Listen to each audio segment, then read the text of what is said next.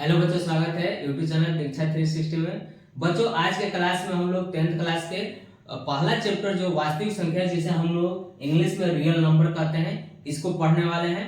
और इस चैप्टर को पढ़ने के पहले हमें कुछ ऐसे चीजों को जानना जरूरी है जो हम 9th क्लास में पढ़ चुके हैं या इसके निचली क्लासों में आप लोग पढ़े हैं। ठीक है, तो आइए देखते हैं कि क्या क्या हमको पढ़ना होगा। बच्चों, इस वास्तविक संख्या में हमको पढ़ने के पहले सबसे पहले देखते हैं कि सम संख्या क्या होती है। सम संख्या किसे कहते हैं, उसके बाद से विषम संख्या किसे कहते हैं, उसके बाद से प्राकृत संख्या क्या होती है,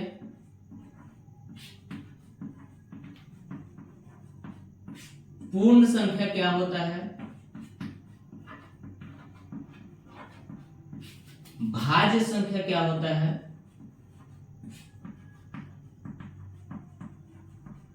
अभाज्य संख्या क्या होता है,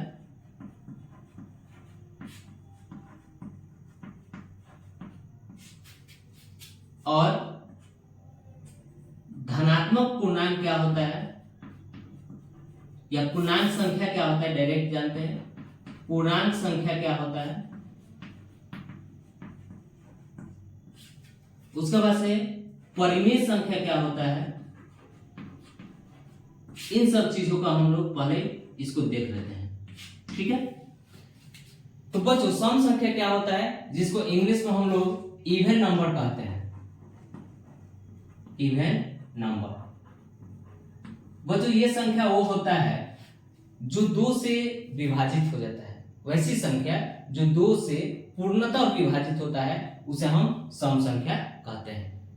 जैसे 2, 4, 6, 8, 10 और बहुत सारे अंक संख्या हो सकता है। उसके बाद से एक आता है विषम संख्या। तो विषम संख्या को हम लोग इंग्लिश में ऑड नंबर कहते हैं।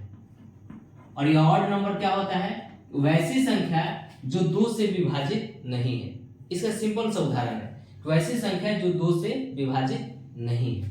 तो कौन कौन सी जो है नहीं है संख्या, तो सबसे पहले हम जो सबसे छोटा संख्या जो लेते हैं 1 लेते हैं। 1 के बाद से आपका 3 होगा, 3 के बाद से 5 होगा, 5 के बाद से 7 होगा, 7 के बाद से आपका 9 होगा, और इस तरह से आगे के क्रम में जारी रहेगा।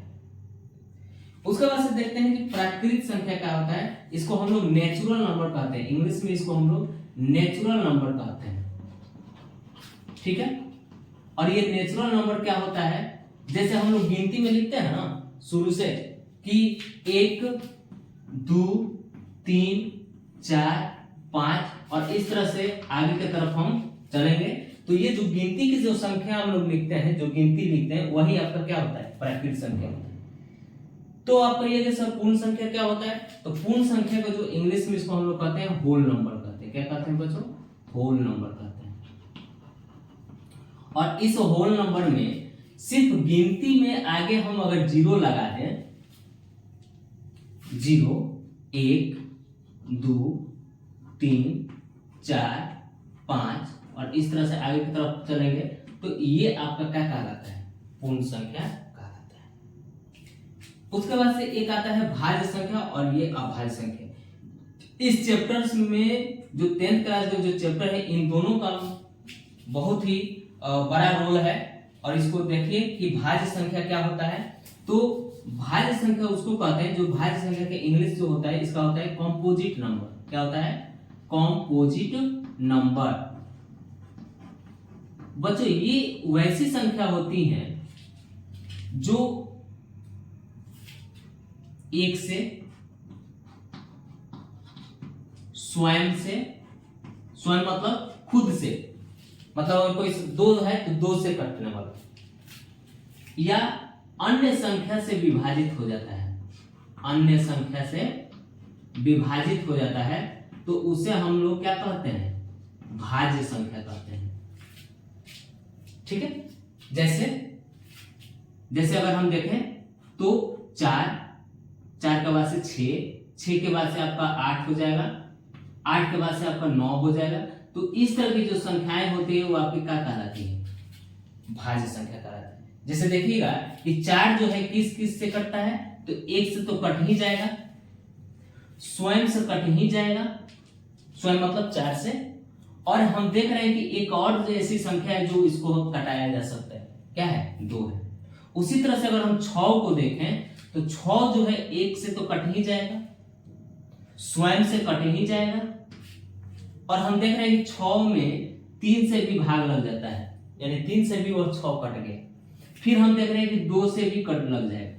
तो हमने देख क्या रहे हैं कि हम ये चीज देख रहे हैं कि ये जो संख्या है वो स्वयं से भी कट रहा है, 1 से भी कट रहा है, और अन्य संख्या से भी कट रहा है। तो ऐसी संख्या को हम लोग क्या कहते हैं, भाज्य संख्या कहते हैं। अब बात आती है कि अभाज्य संख्या क्या होता है। तो अभाज्य संख्या को इंग्लिश में हम लोग प्राइम नंबर कहते हैं। क्या कहते हैं बच्चों, प्राइम नंबर कहते हैं। बच्चों ये वैसी संख्या है जो 1 से कटे और स्वयं से कटे, बाकी अन्य किसी से न कटे। यहां देख रहे हैं कि 1 से भी कट रहा है, स्वयं से भी कट रहा है, और अन्य संख्या से। लेकिन ये अभाज्य संख्या ऐसी संख्या होती है जो 1 से कटती है और स्वयं से कटता है, बाकी किसी संख्या से नहीं कटता है।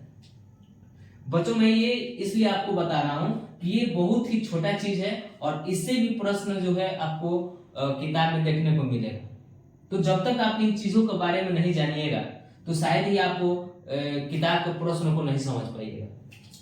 तो कौन कौन से होते हैं, जैसे हम देखते हैं 2, 3, आपका 5, 7 और भी बहुत सारी संख्याएं होती अभाज्य।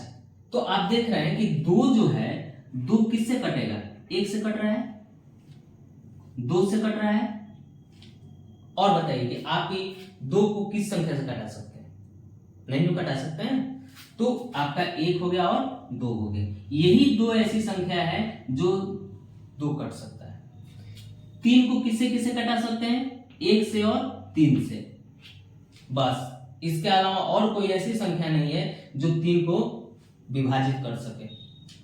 5 को किससे कटा सकते हैं बच्चों, 1 से और 5 से। तो ऐसी संख्या को हम लोग अभाज्य संख्या कहते हैं। ठीक है।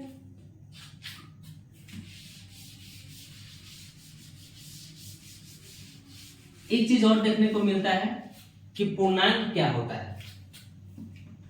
ठीक है।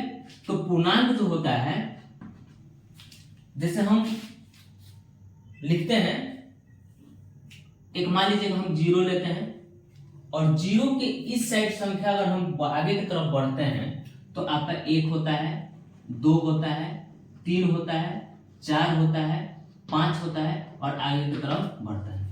जब 0 से इधर आते हैं, आप छोटे क्लास में आप देखे होंगे कि संख्या रेखा पर दर्शाइए, तो ऐसे आप देखे होंगे। तो आप देखे होंगे कि बीच में आपका जो 0 रहता था, और 0 से इस साइड चलते थे तो ये प्लस में होता था, और इधर आते थे तो माइनस में होता था, -1, -2, -3, -4। तो इस तरह से जो होता था। तो पूर्णांक संख्या जो होता है 2 तरह का होता है, एक होता है धनात्मक और एक होता है ऋणात्मक। तो धनात्मक किसको बोलते हैं, जो 0 से इस साइड की तरफ में होता है, यानी कि इसके आगे प्लस लगा हुआ है, तो इसको हम लोग कौन संख्या बोलते हैं बच्चों, धनात्मक संख्या। क्या बोलते हैं, धनात्मक संख्या। और जब 0 से इधर आते हैं तो इसको हम लोग कहते हैं ऋणात्मक संख्या। ऋणात्मक संख्या मतलब इसके आगे जो है ऋण लगा हुआ है, यानी माइनस लगा हुआ है, तो इसको हम लोग ऋणात्मक बोलते हैं, और इसके आगे प्लस लगा है तो इसको हम लोग कहते हैं धनात्मक संख्या। अब हम देखते हैं कि परिमेय संख्या क्या होता है। तो परिमेय संख्या वैसी संख्या होती है जिसे हम p/q के रूप में लिख सकते हैं, और q जो होता है 0 के बराबर नहीं होनी चाहिए, और p को जो है हम लोग अंश कहते हैं, और q को हम लोग क्या कहते हैं, हर कहते हैं।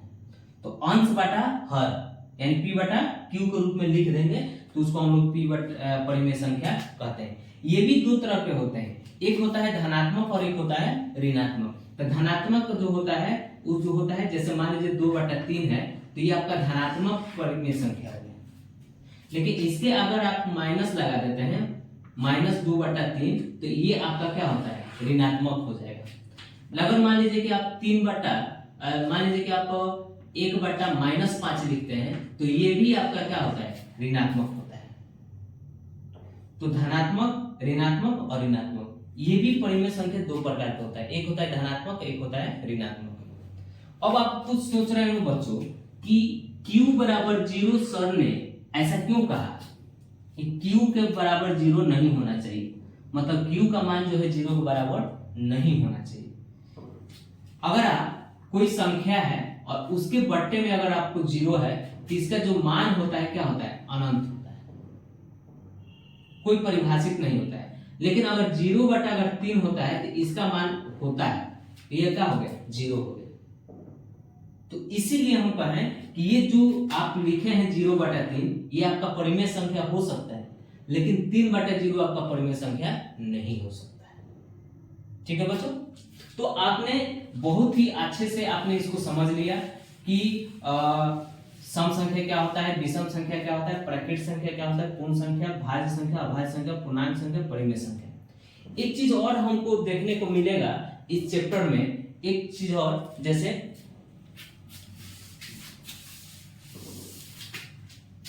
सअभाज्य संख्या, सअभाज्य संख्या, सअभाज्य संख्या, इसको हम लोग को प्राइम नंबर कहते हैं। क्या कहते हैं बच्चों, को प्राइम नंबर।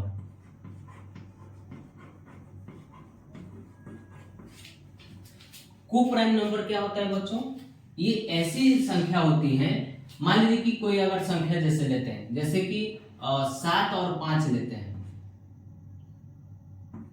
या 12 और 15 लेते हैं, सॉरी 12 और 17 लेते हैं, तो अगर इसका हम लोग मौसा निकालें, मौसा आप तो निकाले ही होंगे, 7 को अगर हम डिवाइड करें तो 7 गुणे 1 गुणे 7 लिख सकते हैं, और 5 को अगर हम करें तो 1 गुणे 5 कर सकते हैं।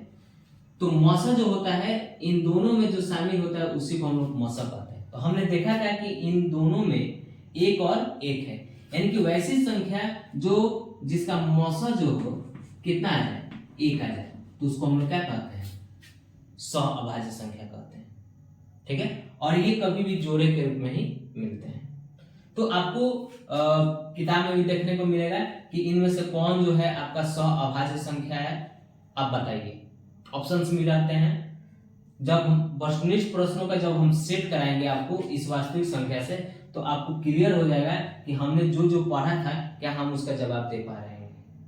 तो इस चैप्टर के अंतिम में हम लोग कुछ प्रश्नों का जो हम लोग टेस्ट लगाएंगे। ठीक है बच्चों, तो सअभाज्य संख्या यही होता है कि जिनका मौसा जो है 1 आए उसे हम क्या कहते हैं, सअभाज्य संख्या कहते हैं। ठीक है, तो इसके बाद हम लोग अगला देखते हैं। आइए बच्चों, हम लोग अब 10 ऐसे प्रश्नों को देखते हैं जो देखने में तो कहने के लिए बहुत छोटी हैं, लेकिन अगर इस तरह का प्रश्न अगर आपसे पूछ दे तो शायद आप इसमें उलझ के रह जाइएगा। ठीक है, तो इसमें लिखा है कि सबसे छोटी सम संख्या क्या है, मतलब सबसे छोटी सम संख्या क्या है। तो हम सम संख्या के बारे में बताए थे कि वैसी सम संख्या जो 2 से विभाजित है उसे सम संख्या कहते हैं, यानी 2 से विभाजित होने जो छोटी सम संख्या है वो आपका क्या है, 2 है। तो ये आपका सबसे छोटी सम संख्या हो गया। उसके बाद से देता है कि सबसे छोटी विषम संख्या क्या है। तो हम बताए थे कि विषम संख्या वो होता है जो 2 से विभाजित न हो, उसे हम क्या कहते हैं, विषम संख्या कहते हैं। तो 2 से विभाजित नहीं होने वाली जो सबसे छोटी संख्या है वो आपकी क्या है, 1 है। बहुत सारे ऐसे बच्चे सोच रहे हैं कि सर इसका आंसर 3 होना चाहिए। 3 नहीं होगा बच्चों, इसकी जो आंसर होगा 1 होगा, यानी कि विषम संख्या जो सबसे छोटा होता है कौन होता है, 1 होता है। उसके बाद से देखते हैं कि सबसे छोटी भाज्य संख्या क्या है। तो सबसे छोटी भाज्य संख्या हम बताए थे बच्चों कि भाज्य उसे कहते हैं जो 1 से कटे, स्वयं से कटे और अन्य संख्या से भी कटे, उसे हम लोग क्या कहते हैं, भाज्य संख्या कहते हैं। तो हमने देखा कि 2 जो है 2 से कट रहा है, 2 देखिए, 2 अगर हम देखें, एक तो होगा ही नहीं, 2 को अगर हम देखें तो 2 जो है 1 से कट रहा है और 2 से कट रहा है। 3 को अगर देखें तो 3 जो है 1 से कट रहा है और 3 से कट रहा है। ये सबसे छोटी क्या है? भाज्य संख्या है। तो इसमें देख रहे हैं कि सबसे छोटी भाज्य संख्या आपका क्या है? 2 है। तो सबसे छोटी भाज्य संख्या आपका क्या हो जाएगा? सॉरी, भाज्य संख्या है। इसके बाद से अगर हम 4 को देखें तो 4 को देख रहे हैं तो 4 जो है किसे किसे कट रहा है? 1 से कट रहा है, 2 से कट रहा है और 4 से कट रहा है। तो हमने देखा था कि यहाँ 4 जो है 3 संख्या से कट रहा है, यानी 1 से कट रहा है, 2 से कट रहा है और 4 से कट रहा है। तो इस तरह से देखें कि सबसे छोटी भाज्य संख्या हमारा क्या होने वाला है? 4 होने वाला है, न कि 2 होने वाला है। ठीक है। उसके बाद आते हैं सबसे छोटी अभाज्य संख्या। तो सबसे छोटी अभाज्य संख्या हम लोग देख रहे हैं कि 1 तो होगा ही नहीं, 2 होगा क्योंकि यह 3 के पहले आता है। तो 2 जो है 1 से और कट रहा है और 2 से कट रहा है, माने 1 से कट रहा है और स्वयं से कट रहा है, स्वयं मतलब 2 से कट रहा है। तो यह छोटी अभाज्य संख्या कौन हो सकता है? 2 हो सकता है। उसके बाद से करेंगे 5 पूर्ण संख्या क्या है? तो 5 पूर्ण संख्या अगर हम देखें तो क्या होगा बच्चों? बताइए, पूर्ण संख्या कहां से चालू होता है? 0 से चालू होता है। 0, 1, 2, 3, 4, ये 5 हो गया। 1, 2, 3, 4, 5, ये पूर्ण संख्या का सीरीज हो गया। उसका कारण है कि 5 प्राकृत संख्या क्या है? तो 5 प्राकृत संख्या जो है आपका 1 से चालू होता है। प्राकृत संख्या हम बताए थे कि जो गिनती लिखते हैं उसी को हम लोग प्राकृत संख्या है। 1, 2, 3, 4, 5, ये आपका 5 प्राकृत संख्या। इन दोनों में देखिएगा बच्चों बहुत अंतर दिख रहा है।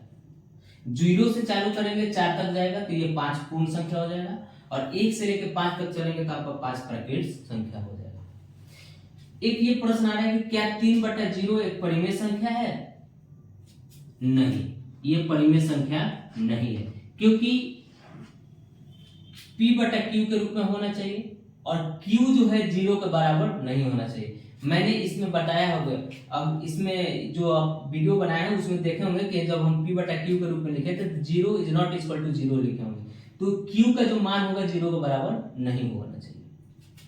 उसके बाद से देखना है क्या 0/3 परिमेय संख्या है?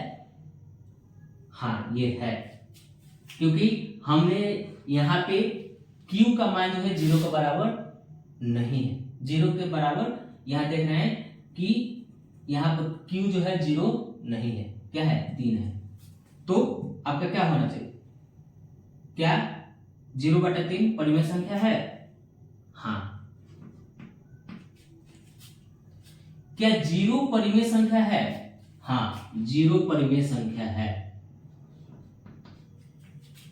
क्या 0 धनात्मक संख्या है? कुछ बच्चों के मन में ऐसे सवाल आ रहा होगा कि क्या 0 धनात्मक संख्या है कि ऋणात्मक संख्या? बच्चों मैं बता दूं कि 0 जो होता है इसमें धनात्मक और ऋणात्मक दोनों का संगम होता है। तो ये न धनात्मक है और न ऋणात्मक है, ठीक है? तो नहीं, ये धनात्मक और ऋणात्मक का दोनों संगम है। एक चीज और बता दूं बच्चों कि एक और चीज पूछता है आपको, जैसा 11 नंबर हम ले तो कि सबसे छोटी समभाज्य संख्या, समभाज्य संख्या, इसका क्या आंसर होगा? और सबसे छोटी सम में यहां विषम डाल देते हैं, विषम भाज्य संख्या,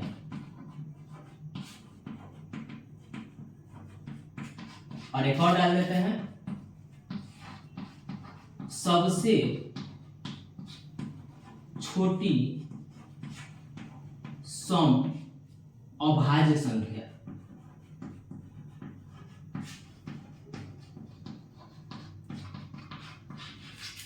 और अगला प्रश्न है कि सबसे छोटी विषम अभाज्य संख्या। ये चारों प्रश्न बहुत ही इंपॉर्टेंट है और इसको समझना बहुत जरूरी है। सबसे छोटी समभाज्य संख्या, यानी कि वो सम भी होना चाहिए और भाज्य भी होना चाहिए। तो हम थोड़ा सा देखते हैं कि 2 जो है आपका सम तो है, लेकिन ये क्या है, अभाज्य है। 3 आपका क्या है, अभाज्य तो है लेकिन विषम है। 4 देखें तो 4 जो है ये भाज्य भी है और यह सम भी है। तो इस तरह से जो है इसका आंसर होगा सबसे छोटी समभाज्य संख्या, तो इसका आंसर हो जाएगा आपका 4।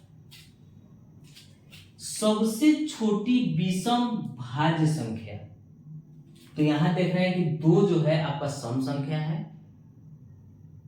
और ये अभाज्य है, लेकिन इसके बाद से 3 जो है आपका विषम संख्या है और ये क्या है, अभाज्य है।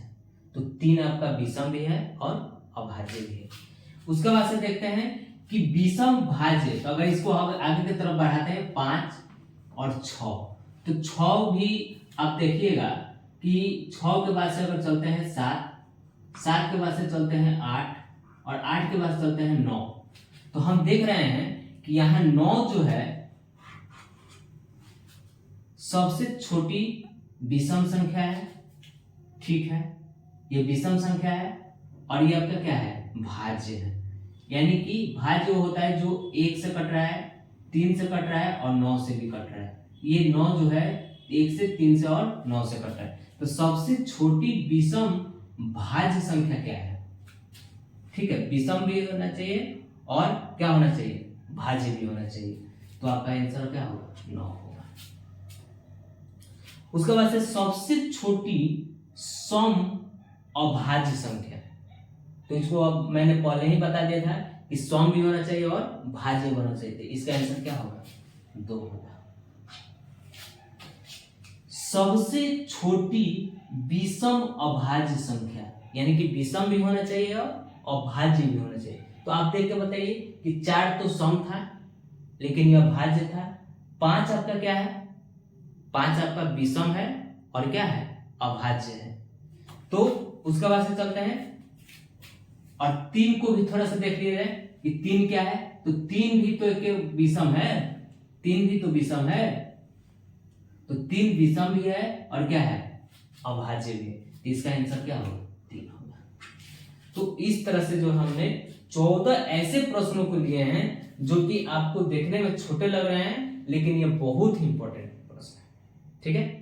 इसके बाद से हम लोग देखेंगे कि अभाज्य गुणनखंड कैसे करेंगे, इसको गुणनखंड करने के क्या तरीका है। अगर इसको नोट कर लें तो ठीक है ना, तो स्क्रीनशॉट ले लें, ठीक है। आइए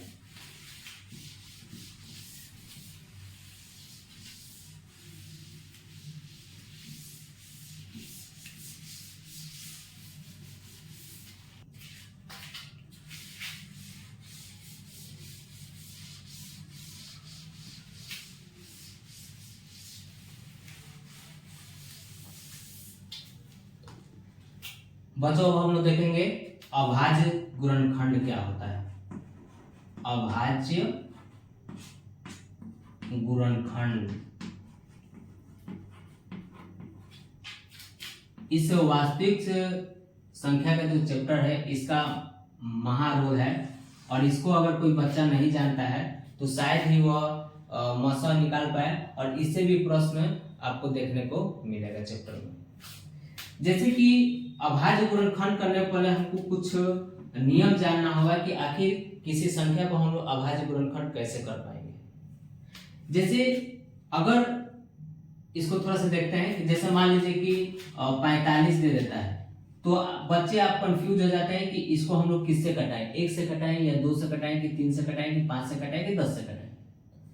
फिर अगर मान लीजिए कि ये तो छोटा था, बड़ा अगर हम दे दें तो आप कंफ्यूज हो जाएगा कि सर ये किससे कटेगा। सबसे पहले हम किससे कटाएं। अगर मान लीजिए इससे भी बड़ा अगर हम दे दें तो आप कंफ्यूज हो जाएगा कि सर इसको हम लोग कैसे कटाएं। तो इसको जानने के लिए हमें कुछ ट्रिक को जानना होगा कि कैसे हम पता लगा पाएंगे कि हम किस संख्या से पहले कटाएंगे। ठीक है बच्चों, मैं बता दूं कि अंतिम में यानी कि जो आप अंक लिख रहे हैं, जैसे कि ये अंक लिखे हैं, तो इसके अंतिम में हमको कुछ चीजों को नोटिस करना होगा। तो अंतिम में अगर 0 दिख जाए, 2 दिख जाए, 4 दिख जाए, 6 दिख जाए और 8 दिख जाए, तो ये संख्या जो है किससे कटेगा? 2 से विभाजित होगा। किससे विभाजित होगा? 2 से विभाजित होगा।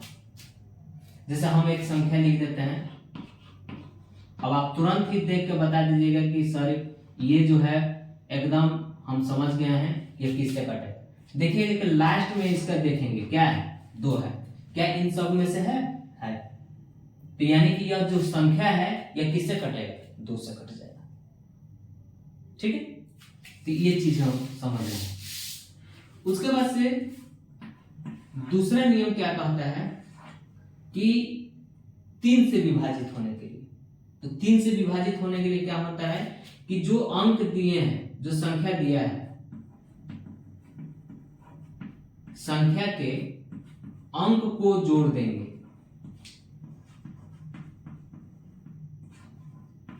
संख्या के अंकों को क्या कर देंगे? जोड़ देंगे, और जोड़ कर देखेंगे कि यह वो जो योगफल है क्या 3 से विभाजित है। जैसे एक उदाहरण से हम लोग देखते हैं, जैसे मान लीजिए 2 हो गया, 3 हो गया और 1 हो गया। अब आप बताइए कि क्या आपको पता लग पा है यह 2 से कट रहा है कि 3 से कट रहा है? नहीं पता चल रहा है। तो इसको हम लोग थोड़ा सा जोड़ लेते हैं। 2 3 5 और 5 1 क्या हो गया? 6। और 6 को हम लोग क्या करेंगे? 3 से भाग लगाएंगे। 3 दूना 6, कट गया। तो इस तरह से हम कह सकते हैं कि 231 जो है किससे कटेगा? 3 से कटेगा। 2 से तो ये नहीं कट सकता है। क्यों नहीं कट सकता है? क्योंकि इसके अंतिम में क्या है? 1 है, और हम जानते हैं कि 2 से कटाने के लिए अंतिम में 0 होना चाहिए, 2 होना चाहिए, 4 होना चाहिए, 6 होना चाहिए और 8 होना चाहिए, तभी यह कटेगा। ठीक है, तो अंकों को जोड़ देना है, जोड़ के 3 से भाग लगाना है, अगर लग जाता है तो हम समझ जाएंगे कि वह 3 से विभाजित है। ठीक है, उसके बाद से यही जो कंडीशंस होते हैं 9 के साथ भी होता है। 3 से और 9 से, जो यहां लिखे हैं संख्या के अंक को जोड़ देंगे और 3 से और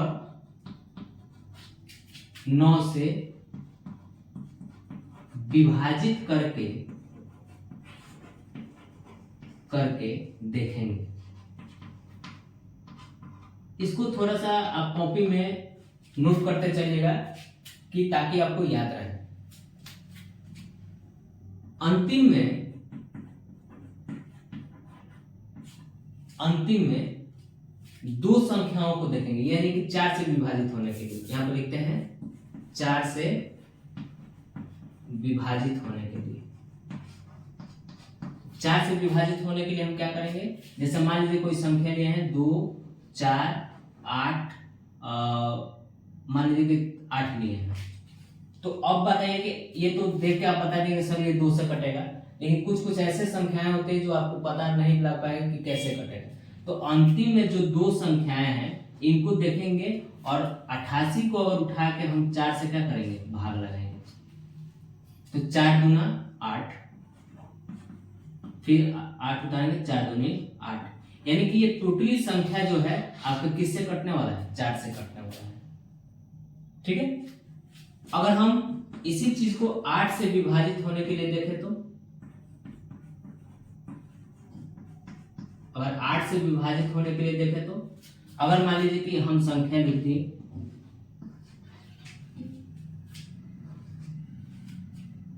इसी को,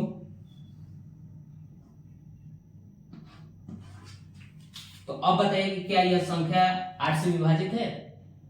तो आप तो भाग लगाने का प्रयास करिएगा, लेकिन भाग लगाने की कोई जरूरत नहीं है। आपके इसके अंतिम 3 को उठाइए, जैसे 8 से 16 है, और 8 से 16 को जो है आप किससे भाग लगाइए? 8 से भाग लगाइए। तो 8 के कम 8, एक ऊपर उतारेंगे और यहाँ डालेंगे 0 और यहाँ डालेंगे 6, 8 दूनी 16 और इसको हम हटा देंगे।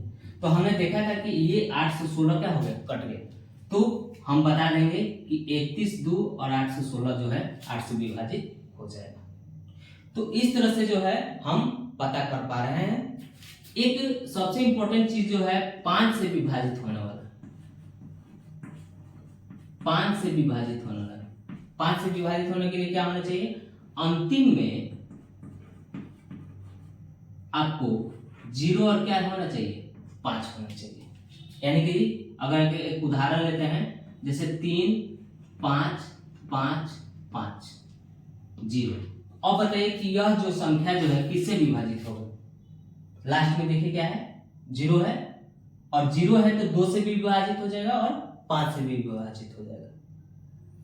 अगर एक और उदाहरण लेते हैं, 3 1 0 0 0 5, तो ये देख रहे हैं कि 31 0 0 5, लास्ट में क्या है? 5 है, तो यह 5 से विभाजित हो जाएगा। तो ये चीजें होनी चाहिए, आपको जानकारी होनी चाहिए, तभी जाके आप वो बहुत ही आसानी से अभाज्य गुणनखंड कर पाएंगे। इसको नोट कर लीजिए कहीं कॉपी में, फिर हम इसको अभाज्य गुणनखंड करने का एक उदाहरण लेंगे। ठीक है, चलिए नोट कर लीजिए।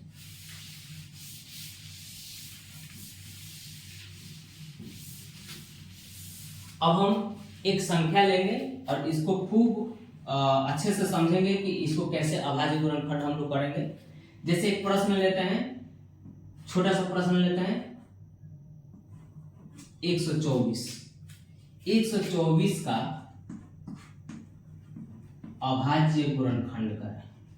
क्या करें? अभाज्य गुणनखंड करें। तो आइए 124 का हम लोग क्या करने वाले हैं? गुणनखंड करने वाले हैं। अब इसको आप बताइएगा बच्चों कि हम इसको कैसे विभाजित कर सकते हैं। लास्ट में क्या देख रहे हैं? हम एक सम संख्या देख रहे हैं जो कि क्या है? 4 है, और ये देख रहे हैं कि यह 2 से विभाजित है। तो 2 से कटाइए, 2 छक्के 12 और 2 दूना 4। कुछ बच्चे ये नहीं समझ पा रहे, मैं बता दूं कि 124 है, इसको हम लोग 2 से क्या करने वाले हैं? भाग लगाना। तो 2 छक्के 12, 4 उतरा, 2 दूनी 4। यही 62 जो है हम यहां लिख रहे हैं। ठीक है, अब बताइए कि किससे कटेगा? 2 से। 2 3 6 और 2 एकम 2। अब बताइए कि 31 किससे कटेगा?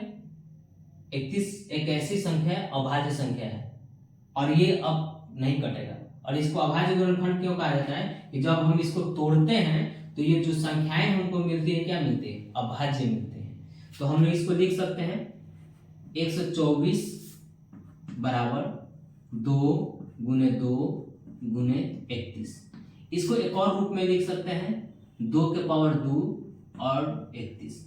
तो इस तरह से हमने इसको अभाज्य गुणनखंड करने का सीखना है। एक और उदाहरण लेंगे और इससे हमारा कंसेप्ट पूरा क्लियर हो जाएगा। जैसे 625 का लेते हैं। जैसे क्वेश्चन है कि 625 का आप क्या करिए? अभाज्य गुणनखंड करिए। तो 625 है, तो इसको हम करेंगे। तो अब आप बताइए कि यह किससे विभाजित होगा? लास्ट में क्या देख रहे हैं? 5 है, तो यह 5 से विभाजित होगा। 5 से कम 5, 5 दूना 10, 50 25।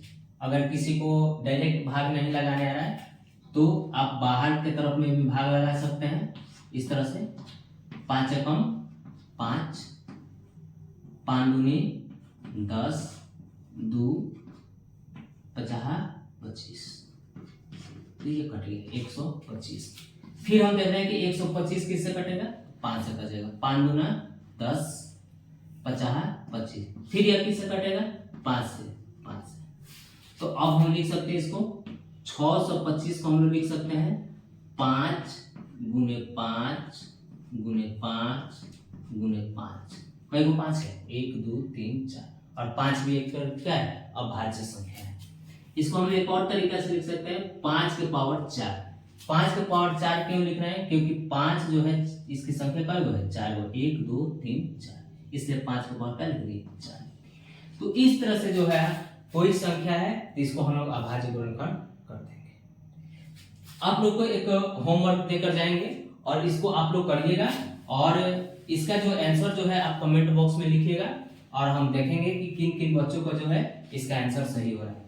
तो 5 सवाल दे दे रहे हैं और इसको आप लोग घर पे अभाज्य गुणनखंड करेंगे। इसे नोट करिएगा। 224 पहला, दूसरा है 102, तीसरा जो है, तीसरा प्रश्न है 105, चौथा जो है इसको थोड़ा सा बढ़ा देते हैं, आप इसको करिएगा, नहीं करेंगे तो हम कल करेंगे इसको।